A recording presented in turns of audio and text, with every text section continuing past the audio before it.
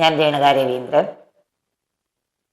നമ്മൾ 7 മാസമായിട്ട് അനുസ്യൂതം തുടർന്നുകൊണ്ടിരിക്കുന്ന ഈ ഗീതാപാരായണത്തിലേക്ക് എല്ലാ സജ്ജനങ്ങൾക്കും സ്വാഗതം. എന്നും പറയുന്ന പോലെ തന്നെ ഗണപതി ഭഗവാനെയും ഭഗവാന്റെ ദ്വാദശ മന്ത്രവും ചൊല്ലിയിട്ട് നമുക്ക് ചൊല്ലാൻ പാടുള്ളൂ. അപ്പൊ അതുകൊണ്ട് ഓം ഗം ഗണപതയേ നമ, ഓം നമോ ഭഗവതേ വാസുദേവായ, ഓം നമോ നാരായണായ, ഓം ശ്രീകൃഷ്ണ പരമാത്മനേ നമഃ. നമ്മൾ എന്നും ഭഗവാനിൽ സമർപ്പിച്ചുകൊണ്ട് ചെയ്യുക എന്നുള്ളത് പറഞ്ഞാൽ നമ്മൾ എപ്പോഴും എടുക്കുമ്പോഴും കരിക്കുമ്പോഴും കിടക്കുമ്പോഴും എല്ലാം ഭഗവത് സ്മരണ നമ്മളിൽ ഉണ്ടായാൽ ഭഗവാൻ നമ്മുടെ കൂടെ ഉണ്ടാവും പറയും. നമുക്ക് അങ്ങനെ ഒരു സ്മരണ വരില്ല അല്ലേ, എപ്പോഴും നമുക്ക് ചിന്ത വരില്ല. അതാണ് കലികാലത്തിന്റെ പ്രത്യേകത.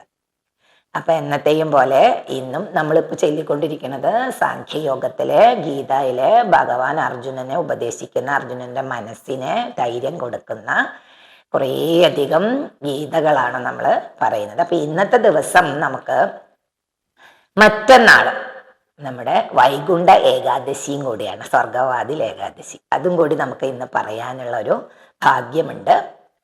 അപ്പൊ നമുക്ക് 44 ശ്ലോകങ്ങളാണ് കഴിഞ്ഞ എപ്പിസോഡിൽ നമ്മൾ പറഞ്ഞിരുന്നത്. ഇപ്പോൾ നമ്മൾ 45-ാമത്തെ ശ്ലോകത്തോടു കൂടി തുടങ്ങാം. ഭഗവാൻ തന്നെ അർജുനനോട് പറയുന്നതാണ്, ഭഗവാൻ തന്നെ പറയുന്നതാണ് കേട്ടോ, ഭഗവാൻ ഉവാച തന്നെയാണ്. തുടങ്ങാം. ത്രൈഗുണ്യ വിഷയാ വേദ നിസ്ത്രൈഗുണ്യോ ഭവാർജുന നിർദ്വന്ദ്വാ നിത്യസത്വസ്ഥഃ നിര്യോഗക്ഷേമ ആത്മവാൻ. ഭഗവാൻ 45-ാമത്തെ ശ്ലോകത്തില് അർജുനനോട് എന്താ പറയുന്നത്? ത്രൈഗുണ്യ വിഷയം വേദ. ത്രിഗുണങ്ങളാണല്ലോ എല്ലാത്തിലും, സത്വം രജസ് തമസ് അല്ലെ, അതാണ് ത്രൈഗുണ്യ വിഷയ. അതായത് അർജുന, സത്വം രജസ് തമസ് എന്നീ ഗുണങ്ങളെ സംബന്ധിച്ചുള്ളതാണ് വേദങ്ങൾ. ഈ വേദങ്ങളില്, ഈ 4 വേദങ്ങളിലും ഈ ത്രൈഗുണ്യങ്ങളുണ്ട്, ത്രിഗുണങ്ങളുണ്ട്. അതായത് സത്വഗുണം, രജോ ഗുണം, തമോ ഗുണമുണ്ട്. അപ്പൊ അതുകൊണ്ട് ഈ വിഷയം, വേദത്തിലുള്ള ഈ 3 ഗുണങ്ങളും നിസ്ത്രൈഗുണ്യോ ഭവാർജുന, എന്താണ്? എന്നീ ഗുണങ്ങൾ, ഈ ത്രിഗുണങ്ങൾക്ക് അതീതനാവണം നീ. ഈ സത്വഗുണം, രജോ ഗുണം, തമോ ഗുണം, ഈ 3 ഗുണങ്ങൾക്കും ഈ ത്രിഗുണങ്ങൾക്ക് അതീതനാവുക എന്ന് പറയുന്നതാണ് ഞാൻ നിന്നെ ഓർമ്മപ്പെടുത്തുന്നത്. സുഖ ദുഃഖാദി ദ്വന്ദ്ഭേദങ്ങളില്ലാത്തവൻ, അതായത് സുഖത്തിലും ഭേദം പാടില്ല, ദുഃഖത്തിലും ഭേദം, ഒരേ സംയമനത്തോടുകൂടി ഇരിക്കുന്നവന് മാത്രമാണ് നിത്യസത്യത്തിൽ സ്ഥിതി ചെയ്യുന്നത്. അതാണ് നിർദ്വന്ദ്വ നിത്യസത്വസ്ഥഃ നിര്യോഗക്ഷേമ ആത്മവാൻ എന്ന് പറയുന്നത്. എന്താണ്? നിത്യസത്യത്തിൽ സ്ഥിതി ചെയ്യുന്നവനും യോഗക്ഷേമങ്ങൾ ഇല്ലാത്തവനും, അതാണ് നിര്യോഗക്ഷേമ ആത്മവാനി എന്ന് പറയുന്നത്. അങ്ങനെയുള്ള ആത്മനിഷ്ഠനായി നീ തീരണം. ഈ 3 ഗുണങ്ങളിലും നീ നിന്റെ മനസ്സിനെ അധീനപ്പെടുത്തരുത്. അതുകൂടാതെ തന്നെ നീ എന്ത് വേണം? നിത്യസത്യനായിരിക്കണം. അതായത് ദുഃഖത്തിലും സുഖത്തിലും ഒരേപോലെ നിന്റെ മനസ്സ് വ്യാപരിക്കണം. അതുകൂടാതെ എന്ത് വേണം? യോഗക്ഷേമങ്ങൾ ഇല്ലാത്തവനായും ആത്മനിഷ്ഠനുമായി തീരുക. ഇങ്ങനെയെല്ലാം ആയാലേ നിന്റെ മനസ്സിന് ചാഞ്ചല്യഭാവം ഇല്ലാതിരിക്കൂ എന്നാണ് ഭഗവാൻ 45-ാമത്തെ ശ്ലോകത്തില് അർജുനനോട് പറയുന്നത്. പറഞ്ഞുകൊണ്ടേയിരിക്കുകയാണ്. അർജുനൻ വിഷണ്ണനായിരിക്കുന്ന ആ ഒരു ഇതില് ഇപ്പോഴും ഒരിളക്കമൊന്നും ഇല്ല. ഭഗവാൻ പറയുന്നത് കേട്ട് ഇങ്ങനെ തൊഴുതിരിക്കുന്നുണ്ട്. അപ്പൊ 46-ാമത്തെ ശ്ലോകത്തിൽ ഭഗവാൻ എന്താ പറയുന്നത് അർജുനനോട്? യാവാനർത്ഥ ഉദപാനേ സർവദ സംപ്ലുതോദഗേ താവാൻ സർവേഷു വേദേഷു ബ്രാഹ്മണസ്യ വിജാനതഃ. എന്താ അദ്ദേഹം പറയുന്നത്? യാവാനർത്ഥ ഉദപാനേ, എന്താ പറയുന്നത്? ജലം സർവത്ര നിറഞ്ഞു നിൽക്കുമ്പോൾ, അതായത് ഒരു കിണറിലായാലും ഒരു കുളത്തിലായാലും അല്ലെ, ഒരു വെള്ളം, യാവാനർത്ഥ ഉദപാനേ സർവദ സംപ്ലുതോദഗേ, എന്താണ്?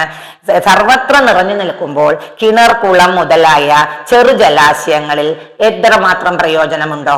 ഒരു കിണറിൽ വെള്ളം നിറഞ്ഞു നിൽക്കുക, ഒരു കുളത്തിൽ വെള്ളം നിറഞ്ഞു നിൽക്കുക, ആ അത്ര മാത്രമേ വേദങ്ങളെ കൊണ്ട് ബ്രഹ്മജ്ഞാനിക്ക് പ്രയോജനമുള്ളൂ എന്നാണ് പറയുന്നത്. വേദത്തിൽ പറയുന്ന, ഉപനിഷത്തുകളിലും വേദനങ്ങളിലൊക്കെ പറയുന്ന കാര്യങ്ങൾ, ഒരു കുളത്തിൽ വെള്ളം നിറഞ്ഞു നിൽക്കുമ്പോൾ എത്രമാത്രം ആ ഒരു കുളം കൊണ്ട് മറ്റുള്ളവർക്ക് ഉപകാരം, അവിടെ താമസിക്കുന്ന മത്സ്യങ്ങൾക്കും അതുപോലെ ആമകൾക്കും മുതലകൾക്കും അല്ലെ, ആ അവിടെയുള്ള ചെറുജീവികൾക്കും ഈ കുളത്തിൽ അപ്പൊ എത്രമാത്രം നിറഞ്ഞു നിൽക്കുമ്പോൾ ഉള്ള അവസ്ഥ, അതാണ് യാവാനർത്ഥ ഉദപാനേ സർവദ സംപ്ലുതോദകേ താവാൻ സർവേഷു വേദേഷു ബ്രാഹ്മണസ്യ വിജാനതഃ. അങ്ങനെ ഉള്ള അത്രമാത്രമേ വേദങ്ങളെ കൊണ്ട് ബ്രഹ്മജ്ഞാനിക്ക് പ്രയോജനമുള്ളൂ. അപ്പൊ അതുകൊണ്ട് നീയെ സർവ്വത നിറഞ്ഞു തുളുമ്പാനും പാടില്ല, എന്നാലോ വെള്ളം കുറവുള്ള അവസ്ഥയിലും വരാൻ, ഒരേ സന്തുലിതാവസ്ഥ പോലെ മനസ്സിനെ നീ പ്രാപ്തനാക്കണം. അതാണ് 46-ാമത്തെ ശ്ലോകത്തിൽ ഭഗവാൻ പറയുന്നത്, യാവാനർത്ഥ ഉദപാനേ സർവദ സംപ്ലുതോദകേ താവാൻ സർവേഷു വേദേഷു ബ്രാഹ്മണസ്യ വിജാനത. ബ്രഹ്മജ്ഞാനി, ബ്രാഹ്മണൻ എന്ന് പറഞ്ഞാൽ എന്താ? ബ്രഹ്മത്തെ അറിഞ്ഞവനാണ് ബ്രാഹ്മണന്മാർ. ആ ബ്രഹ്മജ്ഞാനിക്ക് ഈ വേദങ്ങളെ കൊണ്ട് എത്രമാത്രം പ്രയോജനമാണുള്ളത്, അത്രമാത്രം പ്രയോജനം മാത്രമേ ഈ നിറഞ്ഞു കഴിയുന്ന കുളം, കിണർ ഇതുപോലെ തന്നെ നിന്റെ മനസ്സിനെ വ്യാപരിപ്പിക്കണം അർജുന എന്ന് അദ്ദേഹം 46-ാമത്തെ ശ്ലോകത്തിൽ പറയുന്നു. അപ്പൊ 47 അപ്പോഴും അർജുനന് ഒരു മാറ്റമൊന്നുമില്ല കേട്ടോ. അപ്പൊ ഭഗവാൻ വിചാരിച്ചു പിന്നെ കുറച്ചും കൂടി കർമ്മത്തെ കുറിച്ചുള്ള കാര്യങ്ങൾ പറഞ്ഞു കൊടുക്കാം. കർമ്മം ചെയ്യണം എന്നുള്ള ഒരു ഭാവം അവന് മനസ്സിലേക്ക് വരട്ടെ എന്ന് പറഞ്ഞ അദ്ദേഹം 47-ാമത്തെ ശ്ലോകത്തില് അർജുനനോട് പറയാണ്. അത് നിങ്ങൾ എല്ലാവരും ഒരുവിധം കേട്ട ശ്ലോകമാണ്, അത് കേൾക്കുമ്പോ തന്നെ നിങ്ങൾക്ക് അത് മനസ്സിലാവും. അപ്പോ സാഖ്യയോഗത്തിലെ 47-ാമത്തെ ശ്ലോകം നോക്കൂ, എന്താണ്? കർമ്മണി വാദികാരസ്തേ മാ ഫലേഷു കദാചന മാ കർമ്മ ഫലഹേതുർഭൂ മാ തേ സംകോസ്ത കർമ്മണി. ഇത് നിങ്ങൾ കേട്ടിട്ടില്ലേ? കർമ്മണാദ്യൈവാധികാരിസ്ഥ കേട്ടിട്ടില്ലേ നമ്മള്? അതെന്താ പറയുന്നത്? 47-ാമത്തിൽ അദ്ദേഹം എന്താ പറയുന്നത്? നിനക്ക് കർമ്മം ചെയ്യുന്നതിന് മാത്രമേ അധികാരമുള്ളൂ, അല്ലാണ്ട് നീ കർമ്മഫലമൊന്നും നീ ഇച്ഛിക്കരുത്. നിന്റെ കർമ്മം ഇപ്പൊ എന്താണ് അർജുന?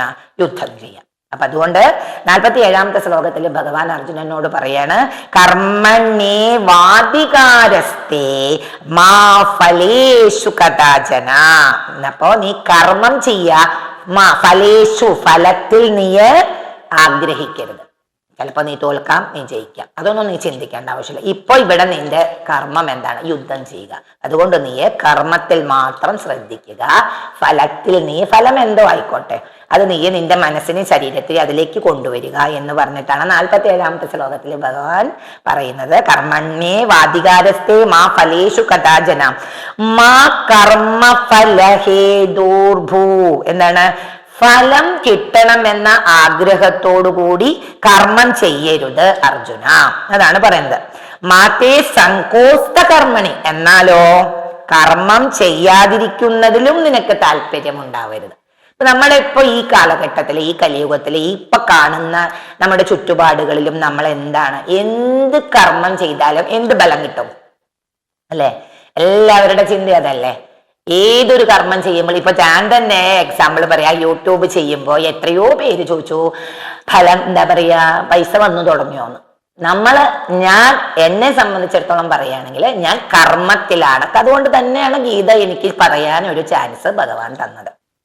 അതിനുള്ള വരുമാനത്തിൽ ഞാൻ ശ്രദ്ധിക്കുന്നതേ ഇല്ല. എന്താ കാരണം എന്നറിയോ? നമ്മുടെ കർമ്മമാണിത്. ഈ പ്രായത്തിൽ ഭഗവാൻ എന്നെ ഇതിലേക്ക് നിയോഗിച്ചുല്ലോ. ഭഗവാൻ കൃഷ്ണന്റെ തൃപ്പാദത്തിൽ ഞാൻ വീണ്ടും വീണ്ടും തൊട്ട് വണങ്ങി ഗ്രാറ്റിറ്റ്യൂഡ്, നന്ദി ഭഗവാനെ. ഓരോ ക്ലാസ്സിലും ഞാൻ ഇന്നും ഞാൻ ക്ലാസ് എടുത്തിട്ട് വന്നിരിക്കുകയാണ്. ഇന്ന് ക്ലാസ് എടുത്ത് വന്നതിന് ശേഷമാണ് ഇത് പറയുന്നത്. അപ്പൊ ഇന്ന് നമുക്ക് രണ്ട് കർമ്മം ചെയ്യാൻ എനിക്ക് പറ്റി. ഒന്ന്, ആധ്യാത്മിക ക്ലാസ്സിൽ 10-30 സ്റ്റുഡൻസ് വന്നിട്ടുണ്ടായിരുന്നു, അവർക്ക് ക്ലാസ് എടുക്കാൻ പറ്റി. അതൊരു കർമ്മം. ഞാൻ ആ കർമ്മത്തിൽ ഫലം പ്രാപിച്ചിട്ടില്ല. ഫലം ഭഗവാൻ തരും, നമ്മൾ നല്ല ചിന്തയോടുകൂടി ചെയ്യുക. അത് തന്നെയാണ് ഗീതയിലും പറയുന്നത്. അതുകൊണ്ട് തന്നെയാണ് ഭഗവത്ഗീത ക്ലാസ്സിലെ കുട്ടികളോടും ഞാൻ പറയാറ്, നിങ്ങള് ഒന്നുകൊണ്ടും ഭയപ്പെടരുത്. ആ കുട്ടികൾ ആ ഗീതാധ്യാനവും ആ 1-ാമത്തെ അധ്യായമൊക്കെ ചൊല്ലുന്നത് കേൾക്കുമ്പോൾ, ചെറിയ കുട്ടികൾ ചൊല്ലുമ്പോൾ എന്തുമാത്രം ആത്മസംതൃപ്തി. അത് മാത്രമാണ് കർമ്മത്തിൽ ഫലം ഞാൻ അനുഭവിക്കുന്നത്, ഞാനും ടീച്ചറൊക്കെ. അപ്പോ ഇദ്ദേഹം പറഞ്ഞു കൊടുക്കുമ്പോൾ അതുപോലെ തന്നെയാണ് നമുക്കും. ഞാൻ എത്രമാത്രം സന്തോഷിക്കുന്നു ഈ ഗീത നിങ്ങൾക്ക് പറഞ്ഞു തരാൻ, ഈ യൂട്യൂബിലൂടെ എനിക്ക് പറഞ്ഞു തരാൻ ഭഗവാനെ അനുഗ്രഹം കൊണ്ട് മാത്രമല്ലേ. അപ്പൊ ഇവിടെ തന്നെ അതിൽ തന്നെ ഉണ്ട് എന്റെ ജീവിതവുമായി ബന്ധം. കർമ്മണ്ണേ വാദികാരസ്തേ മാ ഫലേഷു കഥാചന മാ കർമ്മ ഫലഹേദൂർഭൂ മാ തേ സങ്കോസ്ത്വ കർമ്മണി. എന്താണ്? കർമ്മം ചെയ്യുക നമ്മുടെ ലക്ഷ്യം, കർമ്മഫലം ഈശ്വരൻ. അത് നമുക്ക് എപ്പോഴും കേട്ടിട്ടുണ്ട് അല്ലേ? ഭഗവാനെ വിചാരിച്ച് നല്ല പ്രവൃത്തിയോട് നല്ല മനസ്സോട് കൂടി ചെയ്യുന്ന ഒരു പ്രവൃത്തി, ഒരു നന്മകളും എന്താ പറയാ നിഷ്ഫലമാകില്ല. ഒരു വർഷമായി ഞാൻ ചെയ്തുകൊണ്ടിരിക്കുന്ന ക്ലാസ്സുകൾ ഇതുവരെ ഈ ജനുവരി 22 വന്നു കഴിഞ്ഞാൽ പ്രാണപ്രതിഷ്ഠയോടനുബന്ധിച്ചിട്ടാണ് നമ്മൾ ഡിക്ലറേഷൻ നടത്തിയത്. അത് ഒരു വർഷമായിട്ട് ക്ലാസ്സിന് ഒരു മാറ്റമില്ല. പുതിയ പുതിയ അമ്പലങ്ങളിലേക്ക് വ്യാപിച്ചുകൊണ്ടിരിക്കുകയാണ് ക്ലാസ് എടുക്കാൻ പോകുന്നത്. അതൊക്കെ ഭഗവാന്റെ അനുഗ്രഹം. അതെന്താ? കർമ്മം മാത്രമാണ് ഞാൻ ചെയ്യുന്നത്, കർമ്മഫലത്തിൽ ഞാൻ ഇച്ഛിക്കുന്നതേ ഇല്ല. കർമ്മഫലം ഭഗവാൻ തരും എന്നുള്ളൊരു വിശ്വാസം, ഉറച്ച വിശ്വാസമുണ്ട്. അപ്പൊ അത് ഈ 47ാമത്തെ ശ്ലോകത്തിൽ അർജുനനോട് പറഞ്ഞു കൊടുക്കുകയാണ്. അത് കഴിഞ്ഞിട്ട് അദ്ദേഹം ഒന്നുകൂടി 48ാമത്തെ ശ്ലോകത്തിൽ അർജുനനോട് പറയാണ്, യോഗസ്തക്കുരു കർമാണി സംഘം ത്യക്ത്വാ ധനഞ്ജയ സിദ്ധ സിദ്ധ്യോ സമോ ഭൂത്വാ സമത്വം യോഗ ഉച്യതേ. എന്താ അദ്ദേഹം പറയുന്ന 48ാമത്തിലെ? അല്ലയോ അർജുന, യോഗസ്ഥനായി ആസക്തി വെടിഞ്ഞ്, അതായത് നമുക്കിപ്പോൾ ഒരു യോഗി, സമാധിയിലിരിക്കുന്ന ഒരു യോഗി. നമ്മൾ എന്താണ് ആ സമാധിയിരിക്കുന്ന യോഗി? നമ്മൾ പറഞ്ഞിരുന്നു, ഞാൻ ഫേസ്ബുക്കിൽ ഓരോ റീൽസിൽ ഞാൻ പറഞ്ഞിരുന്നു, യോഗപട്ട ബന്ധനത്തിലാണ് നമ്മുടെ അയ്യപ്പസ്വാമി ശബരിമലയിൽ ഇരിക്കുന്നത്. യോഗ നരസിംഹസ്വാമിയും അതുപോലെ യോഗപട്ട ബന്ധനം പറഞ്ഞാൽ അവരിയ്ക്കുമ്പോൾ ഈ മുട്ടിന്റെ അവിടെ ആയിട്ട് ഒരു പട്ട ബന്ധിച്ചുണ്ടാവും. എല്ലാ ഭഗവാന്മാർക്കും അതില്ല എന്ന് ഞാൻ റീൽസിൽ പറഞ്ഞത് നിങ്ങൾക്ക് ഉണ്ടാവുമായിരിക്കും. അപ്പൊ എന്താണ് യോഗികൾക്ക് എന്ന് പറഞ്ഞാൽ അവർക്ക് ആത്മാവും ശരീരവും എല്ലാം സമാധിയിലായിരിക്കും, പുറം ലോകവുമായി ഒരു ബന്ധവും ഇല്ലാതിരിക്കുക. അങ്ങനെയാണ് അയ്യപ്പസ്വാമി ശബരിമലയിൽ ഇരിക്കുക. അതുകൊണ്ടാണല്ലോ ആ സമയത്ത് നമ്മൾ ശബരിമല നട അടച്ചു പോകുമ്പോൾ ഭഗവാന്റെ അയ്യപ്പന്റെ വിഗ്രഹത്തിൽ ഭസ്മം ഇട്ട് നട അടച്ചു പോവാണ്. അപ്പൊ അവിടെ ആ പട്ടബന്ധനത്തിൽ ഇരിക്കുക എന്ന് പറഞ്ഞാൽ യോഗിയാണ്. അത് ആ യോഗിയുടെ കാര്യമാണ് ഇവിടെ. യോഗസ്ഥ ഒരു കർമാണി സംഘം ത്വക്ത്വാ ധനഞ്ജയ. അല്ലയോ അർജുന, യോഗസ്ഥനാവുമ്പോ എന്താണ്? ഒരു ആഗ്രഹങ്ങളും ഉണ്ടാവില്ല. അപ്പൊ ആസക്തി വെടിയണം. അപ്പൊ യോഗസ്ഥനായി ആസക്തി വെടിഞ്ഞ് ലാഭലാഭങ്ങളിൽ സമഭാവനയോടെ കർമ്മം ചെയ്യണം. ലോഭമായിരിക്കാം, ലാഭമായിരിക്കാം, നഷ്ടമായിരിക്കാം അല്ലെ? അപ്പൊ അതിനൊക്കെ ലാഭമായാലും കുഴപ്പമില്ല, നഷ്ടമായാലും കുഴപ്പമില്ല, ജയമായാലും കുഴപ്പമില്ല, പരാജയമായാലും കുഴപ്പമില്ല അല്ലെ?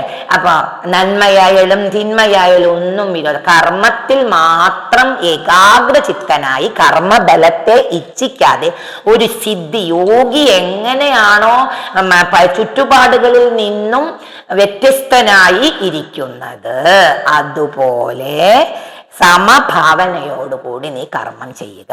യോഗം എന്ന് പറയുന്നത് മനസ്സിന്റെ ഈ സമഭാവത്തെയാണ് എന്ന് 48ാമത്തെ ശ്ലോകത്തില് ഭഗവാൻ പറഞ്ഞു. പിന്നെ നമുക്ക് ഈ 4 ശ്ലോകത്തോടുകൂടി നമുക്ക് നിർത്താം. ഇത് പറയാനുള്ള കാരണം, അതായത് നമ്മൾ എപ്പോഴും പറയും എല്ലാവരുടെ ചിന്തയിലും എന്ത് കിട്ടും. ഈ കലികാലത്തിന്റെ എന്ന് മാത്രമല്ല, നമ്മുടെ ഇപ്പോഴുള്ള എല്ലാവരുടെയും ആരെ കൊന്നാട്ടായാലും നമ്മൾ ജയിക്കണം. അതുകൊണ്ടാണ് ഈ കാലത്തിന് നമ്മൾ കലികാലം എന്ന് പറയുന്നത്. ഒരാളുടെ നന്മയിൽ സന്തോഷിക്കാത്തവരും മറ്റുള്ളവരിലെ നന്മയിലെ അസൂയ പൂണ്ട് നടക്കുന്നവരും ഒരാളുടെ സഹായിക്കാൻ മനസ്ഥിതി ഇല്ലാത്തവരും ഇവരെല്ലാവരും ഭഗവാന്റെ മുന്നിൽ എന്താണ്? പാപികളാണ്. അപ്പൊ ഭഗവാൻ പറയുന്നത്, യോഗിയായി നീ കർമ്മം ചെയ്യൂ അർജുന. അപ്പൊ ഇന്നത്തെ ദിവസം നിങ്ങൾക്ക് ഇന്ന് പറഞ്ഞു തരാനുള്ളത്, മറ്റന്നാള് വ്യാഴം കഴിഞ്ഞ് വെള്ളിയാഴ്ച വൈകുണ്ഠ ഏകാദശിയാണ്, സ്വർഗവാതിൽ ഏകാദശി. അതിനെപ്പറ്റി പറഞ്ഞുകൊണ്ട് നമുക്ക് ഇന്നത്തെ എപ്പിസോഡ് ഇവിടെ നിർത്താം. എന്താണ് വൈകുണ്ഠ ഏകാദശി, സ്വർഗവാതിൽ ഏകാദശി? ധനുമാസത്തിലെ വെളുത്ത പക്ഷത്തിൽ വരുന്ന ഏകാദശിയാണ് സ്വർഗവാതിൽ ഏകാദശി. അത് വെള്ളിയാഴ്ചയാണ്. അത് ഇന്നത്തെ ദിവസം എനിക്ക് നിങ്ങളോട് 2 കാര്യങ്ങൾ പറയാൻ. അത് കഴിഞ്ഞ് വരുന്ന ഞായറാഴ്ചയും തിങ്കളാഴ്ചയുമായിട്ട് വരുന്ന 12-ാം തീയതിയാണ് തിരുവാതിര. എല്ലാവർക്കും സംശയമാണ് തിരുവാതിര 11-ാം തീയതിയാണോ 12-ാം തീയതി, ഇത് രണ്ടും പറഞ്ഞുകൊണ്ട് ഇന്നത്തെ എപ്പിസോഡ് ഞാനിവിടെ നിർത്താം. വൈകുണ്ഠ ഏകാദശി ധനുമാസത്തിൽ വരുന്ന വെളുത്തപക്ഷ ഏകാദശിയാണ്. ഭഗവാൻ ശ്രീകൃഷ്ണ ഭഗവാന്റെ ഓരോ ഓരോ വയസ്സിലും അദ്ദേഹത്തിന്റെ 70ാമത്തെ വയസ്സിലാണ് കുരുക്ഷേത്ര യുദ്ധത്തില് അർജുനന് ഈ ഗീത ഉപദേശിച്ചു കൊടുത്തത്. അപ്പൊ ഇന്നത്തെ ദിവസം നിങ്ങളോട് മറ്റന്നാളുള്ള സ്വർഗവാതിൽ ഏകാദശിയുടെ പ്രാധാന്യം കൂടി പറയാനൊരു ഭാഗ്യം സിദ്ധിച്ചു. അപ്പൊ 70ാമത്തെ വയസ്സിലാണ് ശ്രീകൃഷ്ണ ഭഗവാൻ അർജുനന് ഗീത ഉപദേശിച്ചു കൊടുത്തത്. അത് ഈ സ്വർഗവാതിൽ ഏകാദശിയുടെ ദിവസം ഗീതാ ദിനമായിട്ടും ആചരിക്കുന്നു. ഗുരുവായൂർ ഏകാദശിക്കും ആ പ്രത്യേകത പറയുന്നുണ്ട്. പക്ഷെ അത് ഒരു മാസത്തെ വ്യത്യാസങ്ങളേ ഉള്ളൂ. എന്തായാലും വെളുത്തപക്ഷ ഏകാദശിയിൽ ഇത് രണ്ടും സംഭവിച്ചിട്ടുണ്ട്. അപ്പൊ പ്രത്യേകമായിട്ട് ഈ സ്വർഗവാതിൽ ഏകാദശി എടുത്തവർക്ക് തിരുവാതിര നോയമ്പ് നോൽക്കാനുള്ള ഈ സ്വർഗവാതിൽ ഏകാദശി എടുത്തവരെ തിരുവാതിരക്ക് യോഗ്യത അങ്ങനെയൊന്നുമില്ല കേട്ടോ. കാരണം എന്താ അറിയോ, സ്ത്രീകൾ ജനങ്ങളാണ്. സ്ത്രീ ജനങ്ങൾക്ക് എന്താണ് അയിത്തം സംഭവിക്കാം. അപ്പൊ അവർക്ക് രണ്ടും ചിലപ്പോൾ എടുക്കാൻ പറ്റിയെന്ന് വരില്ല. അങ്ങനെ ഒരു പൊതുജനം ഉണ്ട് സ്വർഗവാതിൽ, അതായത് തിരുവാതിരയ്ക്ക് മുമ്പ് വരുന്ന ഏകാദശി എടുത്ത് തിരുവാതിര സമ്പൂർണ്ണമാവൂ എന്ന് പറയുന്നുണ്ട്. എന്താണ് സ്വർഗവാതിൽ ഏകാദശിയുടെ പ്രത്യേകത? ഗീതാദിനമായിട്ട് ആചരിക്കുന്നുണ്ട്. കുചേലനെ കുബേരനാക്കിയ ദിവസവും ഈ സ്വർഗവാതിൽ ഏകാദശിയാണെന്ന് പറയുന്നു. ഇന്ന ദിവസം മരിച്ചു പോകുന്നവർക്ക് സ്വർഗപ്രാപ്തി ഉണ്ടാവുമെന്ന് പറയുന്നു. കൂടാതെ നമ്മള് വ്രതമെടുത്ത് നോയമ്പ് നോറ്റ് ചെയ്യുമ്പോൾ ഈ തൃശ്ശൂർ ജില്ലയിലുള്ള തിരുവമ്പാടി ധന്വന്തരി മൂർത്തി ക്ഷേത്രം, അതുപോലെ തന്നെ എന്താ പറയാ അനന്തപത്മനാഭ സ്വാമി ക്ഷേത്രം, ഇവിടെ നെല്ലുവായി ധന്വന്തരി മൂർത്തി അറിയാലോ നിങ്ങൾക്ക്. അവിടെ എല്ലാം സ്വർഗവാതിൽ ഏകാദശിക്ക് ഭയങ്കര പ്രത്യേകതയാണ്. ഗുരുവായൂർ അനന്തപത്മനാഭ സ്വാമി, തിരുവനന്തപുരത്തുള്ള അനന്തപത്മനാഭ സ്വാമി ക്ഷേത്രത്തിലെ ഒരു വാതിൽ, ആ വാതിൽ അനേകം പൂജകൾ ചെയ്ത് ആ പൂജ ചെയ്ത് അതിനെ ഗുണമാക്കി വളരെ ഫലപ്രാപ്തി ആ വാതിലിലൂടെ കടന്ന് മറ്റൊരു വാതിലിലൂടെ പുറത്തേക്ക് വന്നാൽ വൈകുണ്ഠ ദർശനം ലഭിച്ചു, സ്വർഗവാതിൽ കടന്നു എന്നും കൂടി ഒരു പ്രത്യേകത ഈ ഏകാദശിക്കുണ്ട്. ഈ ഏകാദശി എല്ലാവരും നോക്കണം. അന്നേ ദിവസം നിങ്ങൾക്ക് ഗീതപാരായണം ചെയ്യാം, വിഷ്ണു സഹസ്രനാമം ചൊല്ലാം, നാരായണീയം വായിക്കാം, എന്ത് വേണമെങ്കിൽ വായിക്കാം. എല്ലാവർക്കും ഏകാദശി എടുക്കാൻ പറ്റട്ടെ. അത് കഴിഞ്ഞിട്ട് വരുന്ന മകീരം, തിരുവാതിര 2 ദിവസങ്ങളിലായിട്ടാണ് വരുന്നത്. ആ ഒരു സംശയം കൂടി ഇന്നത്തെ എപ്പിസോഡിൽ ഞാൻ നിർത്താം. കാരണം ഞായറാഴ്ച ഉച്ച വരെയാണ് മകീരം, ഞായറാഴ്ച പിന്നെ തിരുവാതിര തുടങ്ങുകയാണ്. അപ്പൊ തിങ്കളാഴ്ചയാണോ ഞായറാഴ്ചയാണോ തിരുവാതിര വ്രതം എന്നും കൂടി ഒരു സംശയം വന്നിട്ടുണ്ട്. വെള്ളിയാഴ്ച വൈകുണ്ഠ ഏകാദശി, അതിനൊരു മാറ്റൂല. ഞായറാഴ്ച മകീരം ഉച്ചവരെ, അത് കഴിഞ്ഞ് തിരുവാതിര തുടങ്ങും. പക്ഷെ അന്ന് നമുക്ക് തിരുവാതിര എടുക്കാൻ പറ്റില്ല. കാരണം തിരുവാതിര എടുക്കണമെങ്കിൽ ആർദ്രാ ദർശനം വേണം. അത് തിങ്കളാഴ്ച കാലത്ത് പൂർണ്ണചന്ദ്ര ദർശനം. അതാണ് നമ്മൾ എണീച്ചതും ഭഗവാനെ ആകാശത്ത് നോക്കൂ, നല്ല പൂർണ്ണ ആർദ്രാ ദർശനം ഉള്ള ദിവസം നമ്മൾ തിരുവാതിരയായിട്ട് പോകും. അപ്പൊ നമ്മൾ എന്ത് വേണം? ഞായറും തിങ്കളും നമുക്ക് നോയമ്പാണ്. കാരണം മകീരം ഉച്ചവരെ, പിന്നെ ഉച്ചയ്ക്ക് ശേഷം തിരുവാതിര തുടങ്ങി, തിങ്കളാഴ്ച തിരുവാതിര ഉച്ചയോടുകൂടി ഒരു 2 മണിയോടുകൂടി അവസാനിപ്പിക്കും. അപ്പൊ മകീരം മക്കൾക്ക്, തിരുവാതിര ഭർത്താക്കന്മാർക്ക്. അപ്പൊ പിന്നെ നമുക്ക് സമാധാനമായി. 2 ദിവസവും പുണർദം ആങ്ങളമാർക്ക് എന്നും കൂടി പറയുന്നു. ചിലവരൊന്നും പറയുന്നു അത് കേട്ടിട്ടില്ല എന്ന് പറയുന്നു. അപ്പൊ അതും കൂടിയുണ്ട്. എന്തായാലും മകീരും തിരുവാതിരയും ഞായർ തിങ്കൾ ദിവസങ്ങളിലാണ് വരുന്നത്. തിരുവാതിര നൊയമ്പ്, ആർദ്രാദർശനം തിങ്കളാഴ്ചയാണ്. അപ്പൊ ഈ 2 സംശയങ്ങൾ നിങ്ങൾക്ക് ഇന്ന് തീർത്തു തരാൻ പറ്റി എന്നുള്ള സന്തോഷത്തോടു കൂടി ഇന്നത്തെ ഈ ഗീതാ പാരായണം ഇവിടെ അവസാനിപ്പിക്കുന്നു. എല്ലാവർക്കും ശുഭദിനം.